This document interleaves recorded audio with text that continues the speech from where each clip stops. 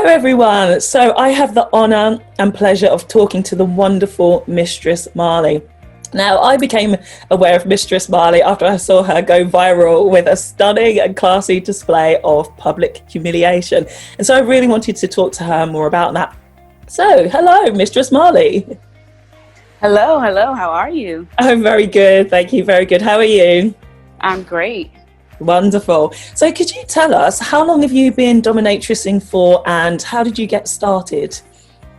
So I have been a dominatrix now going on 3 years. I started out with just financial domination on Twitter. And then from there, I moved more into pro domination and the education portion that most people see me do now. So I still consider myself to be a baby dom, but I am learning every day.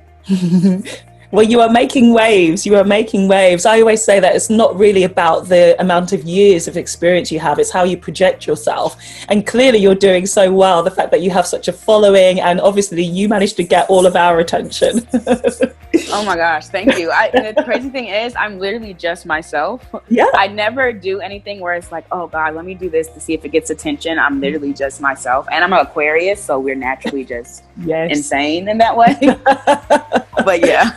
Amen, sister. Amen. I really like that. And I think that's what really translates to being a good dominatrix. It is literally just being yourself. And something like this is just an extension of what you would naturally do anyway. So I think that's absolutely brilliant. So tell me, what are your favorite fetishes to practice? So my favorite fetishes are, of course, public humiliation. I love face sitting. I love different types of impact play, foot worship. Also any type of verbal humiliation I'm into. And I also do this thing where I collect reparations from white submissives. I love that. I love that. And obviously we're celebrating Black History Month in the UK. I don't know if you're aware, but we celebrate it in October. Obviously yourselves, so obviously yourselves, you celebrate in February. So I celebrate it twice a year, and I'm going to tell you as well, celebrate it twice a year. Obviously we celebrate every month, but we can make it extra special by celebrating twice a year. Get those white boys to really understand those reparations are due even more so in the months of Black History. Exactly. So your public humiliation, could you tell us how that came about? So for me, public humiliation came about just by getting subs to reach out to me on Twitter. So like I said, I started out in financial domination. And within that, I started out in that realm because I was a little bit more nervous about, meeting people in person. I was nervous about safety. I was still learning a lot of things. And I knew that if I wanted to take on being a pro dom, I needed to do it in steps that were comfortable for me. And I think that's how everyone should approach it. I think a lot of people see what's going on the internet and they expect that they should already be doing all those things right away. So I had to go in steps for myself. So basically I would be on Findom Twitter, and I had got one request about doing a cash meet in the city. And, I had seen other doms or whatever on Twitter post videos of their cash meets and how, they humiliate and things of that nature. Me, naturally, I'm a very, very nice person. So even me trying to break into my dom persona took a little bit. But I took a leap of faith. I said, you know what? I'm going to try this cash meet thing out. I brought a friend with me. I had someone watching close by, and out of nowhere, I just started humiliating this person without even thinking twice about it. And I was like, oh shit. I was like, I can do this. I was like, men get on my nerves anyway. This is easy. I can do this. And that was my first introduction to public humiliation. And even while I was doing it and I saw people watching, there was no part of me that was just like, oh shit, let me hurry up and leave because people are watching. It was like, yes, watch, because this is the kink. This is what should be happening anyway. And it just really gave me that sense of exhilaration. Exactly. You do get a buzz, don't you, from it, from people watching. You think, what's their reaction going to be? And especially with the women's faces, if you catch a woman's eye, she's so intrigued and she's like, I want to do that too. Right. It's like, how can I do that? Exactly. So what were your general responses from the public about your humiliation that went viral? So that story, that happened at a homecoming event. So here in the United States, I went to a HBCU, which is a historically Black college university. And I went to one in North Carolina. And we have something called homecoming, where every year in the fall, everyone comes back, whether they've graduated, still there. And it's just a big celebration for a week of like, you have a football game, you have tailgating, you have all those types of things. So me even doing that process was not planned in advance. I think the same week I was coming to North Carolina, I had posted on like FetLife or something like, oh, you know, coming to North Carolina, you can book me or whatever. And a sub reached out on FetLife and he was just like, I'm interested in like booking you. So I'm thinking like, okay, well, I still have to be with my friends. I can't really find a time to where I can do a session. Like maybe I overstepped on saying I could do sessions, but I'm like, how else can I work this into what I'm already doing? So I saw on his page that he was into public humiliation. So I talked to him. I was like, how do you feel about being, you know, walked on a leash at a homecoming full of Black people where it's very crowded? And he was just like, please, please, please just do it. I was like, okay, well, you know, me personally, I make sure I get everything in writing. I make sure everything's consensual because I want nothing to come up later where it's like, oh, no, I didn't agree on that. Like, I make sure I have all my shit covered. And I teach that also to, like, the doms I mentor. And I get there the day of that we're going to do the tailgate. He was already on my campus like 2 hours before we were even supposed to meet up. Oh, he was excited. Yeah, he was ready.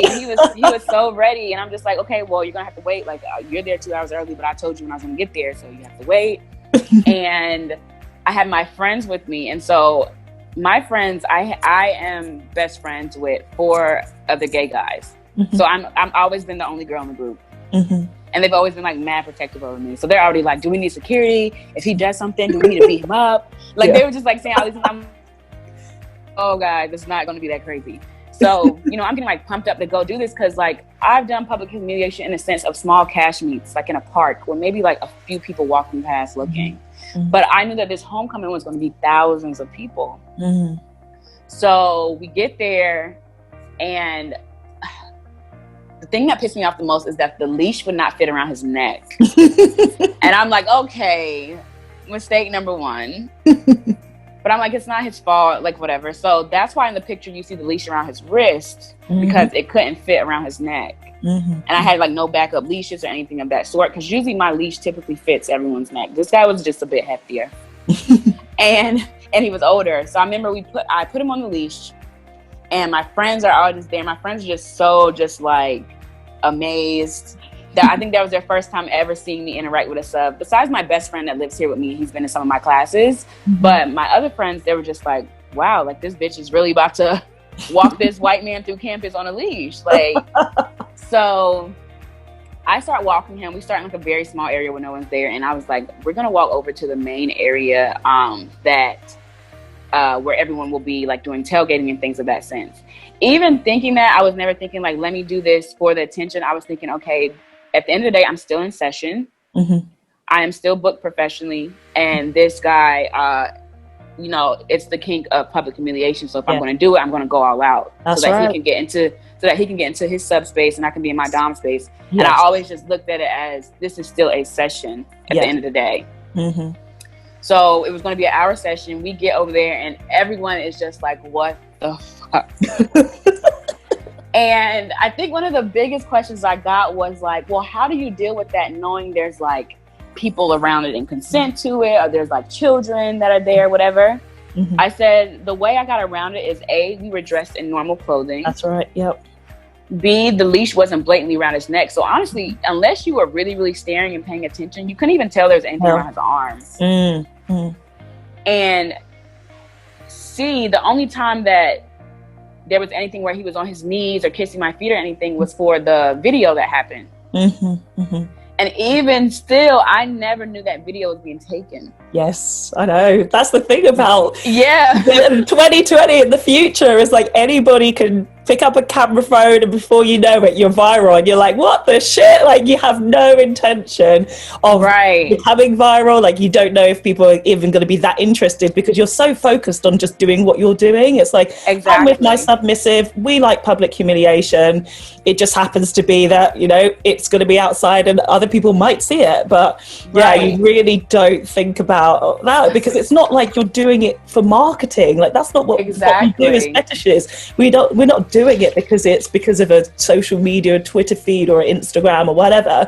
It's like, this is a session. This is a session right now. It's a session, and it's for our brand. And like, even in the video, the photo, like the way you see me posing, whatever, that was me posing for my best friend taking a picture of me. Yeah. Yes. So yes. I gave him permission to take photos or whatever, just for the short part. Yeah.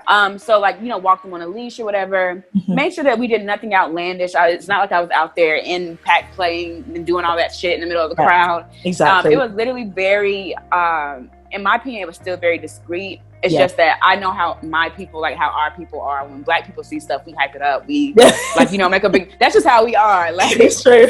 It's true. We don't mind our business. We like, what's going on over here? Exactly. So, when I did mine, it was very similar. It was actually all the Black guys that stopped first. It was Black men, and they were like, "Oh shit!" And they're the ones that got their camera phones out first. Then I had like older white men asking questions, and they were kind of like, "Can I have your number?" Right. Can I do that too? Exactly. So, to me, it was the power of being able to walk an elderly white man on a campus for all Black people as a Black woman. That's so powerful. And I remember after the session, he went home. I even did aftercare, hugs, talked to him about how he felt about the session, all those things. And I remember that night, me and my friends got really fucked up, like just so fucked up, to the point where like we missed the party for the night and didn't wake up to the next morning. So I wake up the next morning and I just randomly go on Twitter. Yeah. And I see this video, this girl posts this video, and on the video it says, "Y'all, she got her sugar daddy out here." Yes, that's what I saw. So that's when I retweeted that video and said, "That's not my sugar daddy. That's a sub that pays me to control him." Because you have to control your narrative in this industry before other people do. 100%. That's the tweet that went viral. So when that happened, my life just changed, like completely changed. And it went from the amount of messages, and my Twitter kept freezing, the amount of following. I think I went from 1,000 followers to like 13K in less than like 2 hours. Wow. Yes. That's insane. So very insane. And then I remember I went to Instagram, and on Instagram I went from 500 followers to 5,000 in the same amount of time. And the crazy thing is that I have been struggling for so long to build my Instagram, because Instagram kept deleting me. So at that point, I was already on like my 4th page. Yeah. But it's crazy because, I talk a lot in my work too about manifestation. And it's crazy because I had, was manifesting months before that my brand would reach people, that subs would book me, that I would have more visibility, and so on and so forth. And then that opportunity at Homecoming gave me all that visibility. Yeah. It's amazing how things work. It is. And how fast they move. Exactly. And with that visibility though came the experience of having to read through comments. And for me, that portion was a bit weird because I'm used to just friends commenting on stuff like, "Oh girl, this picture is nice," like blah blah blah. But like to see so many strangers that don't know you, and I want to say luckily for me, 90% of the comments were very positive. Yes. And I want to say 10% were like horrible, but those 10% I noticed came from Black men. So this was public Black men in the public eye who didn't approve of what you were doing. Yes, on Twitter. So they would retweet it, they would comment and all like type of shit like that, and like they would say things like, "This is some weirdo shit. I bet you he pimping her out." I'm just like, how could you look at an image of me having someone on the ground on a leash and they're pimping me out? That literally makes sense. It doesn't make sense. But how amazing is that though, that 90% of it was amazing responses. And these are people that don't even know specifically what it is that you were doing at that time. But the thing is, I was so nervous to even read the comments. It was to the point where I didn't want to open my app. I didn't want to look at none of it. I was just like, because I'm someone that just like, I take criticism well, but when it comes from people that don't know my backstory and know what I've been through and like know why I'm doing certain things, it like annoys me. But for the most part, the comments were great. I got a lot of good comments for Black women, and that was the audience I was trying to reach anyway. Yeah. And then, of course, white men were like booking me left and right. So I'm like, I don't give a shit about what you insecure, other like what you insecure Black men have to say. or whatever, your words are not hurting me because my bank account is getting built up right now. Yeah, perfect. But yeah, I love that. But what was then your reaction from the BDSM community? Was it similar? Was it different? From the BDSM community, it was a lot of praise. I think it was a lot of Black doms realizing that they could too, like, you know, do these things, and they saw a confident Black woman doing it. And I think what also made it like pop was that they saw a confident dark-skinned woman doing it. And you know, because our representation is not that big in this industry or whatever. So a lot of them even came to me for like advice, like, hey, I'm just starting out, like, how did you build the confidence to do this? Like, how do you build the confidence to talk to people? So over time, I noticed like so many people were inboxing me or whatever, and I was like, I need to make like a mentoring thing out of this, but like don't make it to where it's some type of crazy shit. So like that's how I created the Sex Academy that I have on Patreon, and it's only $5 a month. So with that $5, I'm teaching different things from, you know, being a sugar baby, doing sex work, because I've been doing sex work since I was 19. I started out as a stripper. And it just teaches so many different safety things, screening things, just things you need to know. I even have topics on mental health within BDSM, how to take care of yourself, and how to network with other people, how to build your brand and all those things. Because after I went viral, it made me realize brand is everything. Absolutely. Because as soon as I went viral, there were people coming to my page. How do I find this? How do I find that? I was like, oh shit, I don't have like anything where they can see. So that's when I learned to do the graphics and got my OnlyFans together and got all this stuff together. And you know, it's really a learning process, and people don't look at it, but sex workers, like, we're creative as fuck. Exactly. You're your own businesswoman. You're the manager. You're the CEO. You do your SEO, so you graphics, as you say, marketing, everything you do. You are self-employed. You're the HR. HR. Yeah, you're everything in one person, and it is a lot of work. And I think that's what some people don't realize. It's when you see somebody go viral doing something like this, they don't know or don't even think about what it actually takes, or perhaps the things that have to come from it. You know, it's very much a case of what you see, and maybe you're scrolling your Twitter and you see something for 2 seconds, so people aren't really engaged in that. It's only when they start to dig a little deeper do they eventually start to know. And I think even dominatrixes themselves, I think when they first start, especially as a newbie, I don't think they realize fully what it actually takes to become a dominatrix, like a fully fledged dominatrix, I'll say. And even doing things like public humiliation, I think some girls who've also gone viral as well, maybe they don't particularly realize what they should do after then. You know, I think people kind of do the shortcut thing. It's like, oh, I'll create an OnlyFans now. It's like, well, there is more to it than that. There's a lot more to it than that. If you really want to get involved in the BDSM community and really understand what it is. If you really want longevity too, like, you know. Yeah, you have to really understand the community, who it is that you're working with, you know, who are the doms that you're associating with, who are the submissives that are coming to you. Do you really know about their psychology? Obviously you had this gentleman that came to you, and that public humiliation was his thing. Like, it's a real difference between having somebody come to you and say, I'll humiliate you in public, but really actually understanding the depth of psychology, especially as a white man, specifically coming to a Black woman.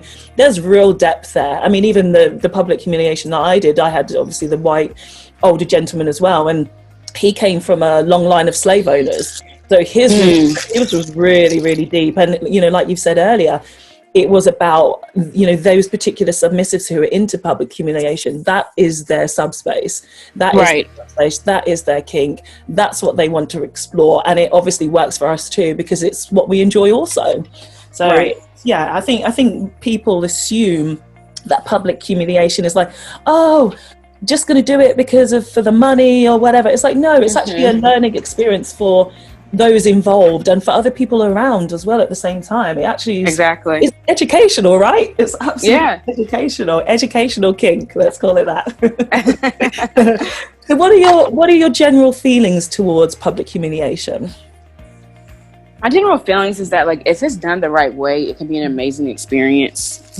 But I think also, while doing public humiliation, you can't get caught up too much in the public, because you don't ever want it to be where you are performing more for them and less paying attention to your sub. Yes. And you never want it to be anything where the sub's in danger, anyone else is in danger. Absolutely. Anything of that sort. So for me, when I get a public humiliation request, I really, really look at it and think, okay, is this beneficial for me? Is this something that I want to do? I think a lot of people in this industry forget that, yes, the sub will hit you up, but it's all about what the dom, you know, it has to be consent. It has to be something that she or he wants to do also, you know? So my thoughts around public humiliation is I love that shit. I love it best when I'm doing it during classes because I feel like I'm in an environment where it could be a class of 50 people that's still considered a public, and I can go all out because they know what they're there for. Yeah. Versus where in public you deal more so with, okay, what happens if I just wail off and kick this guy in the balls and somebody calls the police nearby or something? Then how do I explain this? Versus when I'm in a closed in area of a class, I can kick them in the balls and people love it. You know? You have a lot more freedom. Freedom in the BDSM version of a public play session. Exactly. Did you find any specific reactions to you being a black dominatrix with a white man on your lead from public and BDSM community? BDSM community, no. Only because I feel like within this community, we know what's up. Like this has been going on forever. In the public, it was more so just, you know, are they ever racist with you? How did you get into this weird shit? Something must be wrong. Does your family know? Are you out here like turning tricks? Are you out here? Are they doing anything to you for money and stuff like that? And I'm just like, it all comes from a place of ignorance. And it all comes from a place of Black people not really seeing themselves as people in power for so long, especially more so Black women. So like I said, the responses from Black women were perfect. They were what I thought they would be. So many people found themselves. So many people were commenting things of how they wanted to do it and all that. But the comments from Black men were more disheartening, you know, because you would think they would be on your side because you're controlling a white man. But instead it was negative. Why would you think that was? Like, let's talk about that a little bit. Why would you think that a Black man seeing a Black woman in charge would make them feel that particular way? I think it comes to insecurities about, you know, Black men feeling like they never really will be in charge. So to see, you know, a Black woman as myself in charge and getting the attention from it and getting paid from it, there's a bit of subconscious anger there, I think, from them to where they can't grasp how I'm able to control something that they still can't control. That makes sense. That makes sense, because you wouldn't see them complaining if there was a Black man with a white woman on a lead, or you know, if they would love that. I mean, you remember Snoop Dogg a few years in the 90s, he came, I think, with 4 women on leads. Exactly, they loved it. He was the man. Exactly, man. And you see it all the time in like strip clubs, and you know that things like men with women on the leads. It's not really bat an eyelid about. Really, it's something quite normal. But there seems to be this reaction of when a Black woman is in charge, or she's empowered, or she's looking confident, it makes other people feel a certain way sometimes. And you're right. I think about the insecurity of Black men. Let's say it was the Black men that started filming me first, and they're the ones who were like, "What the hell's going on here?" It was them first, whereas the white people around were looking at it like, "Oh, this is curious. It's cool." But similar, the Black women who were coming up to me, and I mean, some of them even had babies in their prabs, and they were like, "Oh my God, I love this, and how can I do this?" So I was like, "Oh, exactly. About it now, and then you're thinking about your next generation of domination. At that point, you just have to worry about and be concerned about your audience. You know, I know that Black men aren't my audience. I know that. Have I had Black men as clients before? Yeah, but they're into more of the, you know, lighter kinks such as foot worship and things like that. You know, whatever. But my audience is Black women, white men, and I even have white women that want to learn. You know, so you have to look at your audience. And I think the way I handled it was I could have spent all day replying back to every negative comment. And you notice in this society, people do that. Like, even if you go on a celebrity's page and you see all the good comments, they'll pick out the one bad comment to reply to. So I think it's a case of educating them, because I mean I did exactly the same thing. I saw on Facebook was kind of one of the main places where it was viral, and also on Reddit. So I was actually like the positive comments, you just take them, but for me it was very much a case of educating people, and some people start to change their minds. And actually the best part about it, I don't know if you found this on yours, you probably did too, was even though it was negative comments, it's other people who were saying, no, this is actually what it's like. People were quite happy to educate somebody else as well, you know, almost on your behalf. Like the people are very, very knowledgeable these days. People are very like open to the fact that they'll see a black woman with a white man on the lead and they'll praise it. And, you know, if somebody else is triggered by it, well, then that's kind of their issue, and they mustn't go out or watch any television or listen to any music or anything like that if they're that triggered by something so minor, in my opinion, so minuscule, you know. Exactly. In terms of the things that we get subjected to, like every single day in our lives, whether we consent or not, and then seeing, you know, a white man on his knees and then kissing the boots of a woman once, like, really, is that making you cry? You need to maybe reflect upon why that would be. Like, are you really that scared about a black woman? Exactly. I was like, my ancestors are proud. I don't know about your ancestors, but hallelujah. That's exactly it. So what advice would you give to other women who want to do public humiliation, perhaps? I would just say make sure you really want to do it and you're not just doing it because you see someone else doing it. Realize that it does put you in a place where you have to kind of be outside of yourself, or you have to be able to manipulate a scene, and you have to be able to be prepared for anything that happens during public humiliation. You have to be prepared for possibly getting stopped by the police. You have to be prepared for possibly freaking somebody out to the point where they're coming up to you and telling you to stop, or you just have to be prepared for so many things. And I will say, like, tap into your mean bitch side too, because you're going to need it. Like, because I think a lot of times, a lot of the questions I get from a lot of doms starting out is like, while I'm in session, I just don't know what to do to fill up the time, and I don't know what to say or whatever. So I think a lot of people feel like they have to stall or whatever. But when you're genuinely into what you're doing and know what you're doing, you wouldn't have to stall. That's right. It comes natural, right? It's not really how it's what you said earlier. It's not a performance. If you're naturally dominant with somebody and you naturally talk to people, or you have this certain feeling about yourself and you see yourself as a superior being, then it's easy for you to talk to a submissive in a submissive manner and see them as less than you are. But obviously in a consensual way, that is, you know, at the end of the day, once you finish your play, is you go back to being who you are, and that's a respectful you know, you respect each other as human beings ultimately. But yeah, you're absolutely right. It's one of those things that you either naturally are a dominant person. You can't teach anybody how to be dominant. You just can't. It can't be. I feel like you can't teach people how to be dominant. You can teach people how to, you know, have certain skills and maybe do certain things, but you can't teach people how to be dominant. It has to be something that you feel. Yeah, you cannot. I mean, especially coming through Findom Twitter, that's exactly how I came in. I came in via different means, but I ended up on Findom Twitter.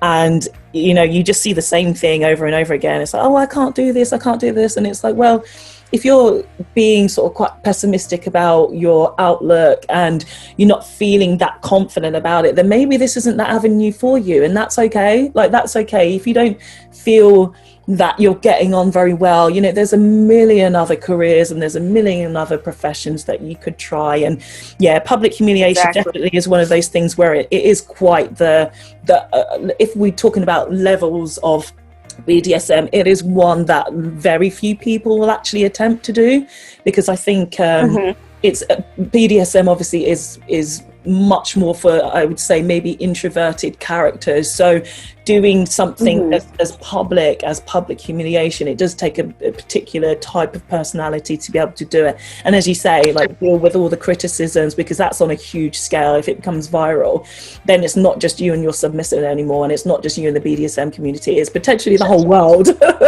It's potentially the whole world. So that's a lot to deal with. I learned that fast. Yes, exactly.